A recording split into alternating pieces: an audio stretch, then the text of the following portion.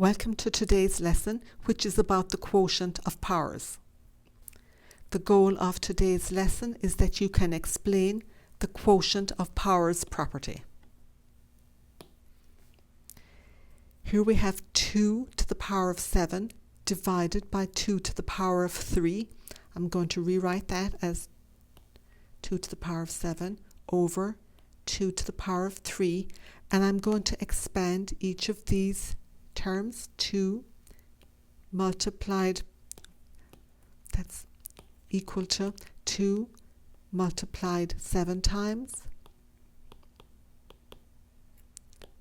So there's 2 multiplied 7 times over 2 multiplied 3 times. And we can start cancelling out. 2 divided by 2 is 1. That's 1. 2 divided by 2 is 1 again. 2 divided by 2 is 1. And then the remaining 2's are over 1. So we have 2 times 2 times 2 times 2, which is 2 to the power of 4. And if we look at our original question here, we had 2 to the power of 7 divided by 2 to the power of 3. And 7 minus 3 is 4. So when we are dividing with exponents, we don't divide the exponents, we subtract them.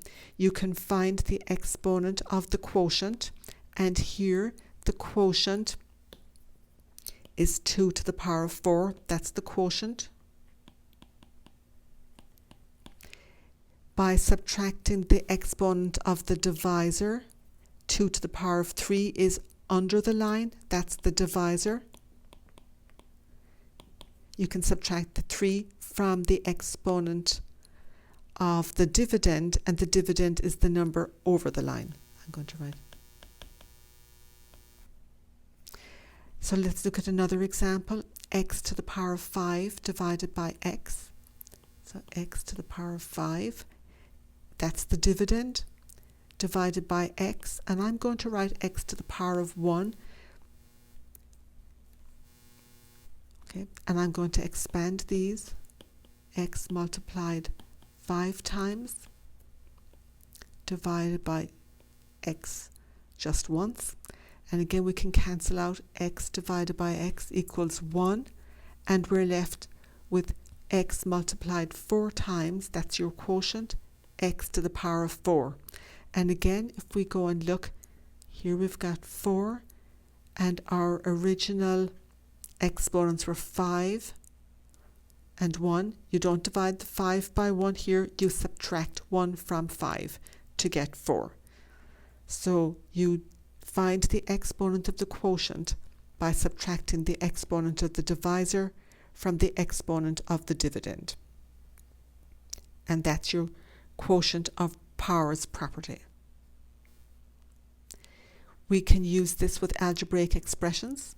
Here we have 10 times x to the power of 8 times y to the power of 9 times z cubed divided by 5 times x to the power of 2 times y to the power of 4 times z squared. And something I want to point out to you, when I work on these, I line up like variables and the coefficients underneath each other. So the coefficient of the dividend is 10 and the coefficient of the divisor is 5. So I line those up there underneath each other. Then I line up the x's, the y's, and the z's. And I start dividing. 10 divided by 5 is 2. Then we have our x's. X to the power of 8 divided by x to the power of 2 is not x to the power of 4. Remember that we subtract the exponent of the divisor from the exponent of the dividend. So it's x to the power of 6 because 8 minus 2 is 6. Next we have our y's. Y to the power of 5 because 9 minus 4 is 5. And z to the power of 1 because 3 minus 2 is 1. And you don't have to explicitly write the 1 here. You can, but it is more standard to not write it. It's assumed that it's 1, or it's a given that it's 1 when you have a variable like that. So when you're dividing exponents, subtract the exponent in the divisor from the exponent in the dividend for the same variable only.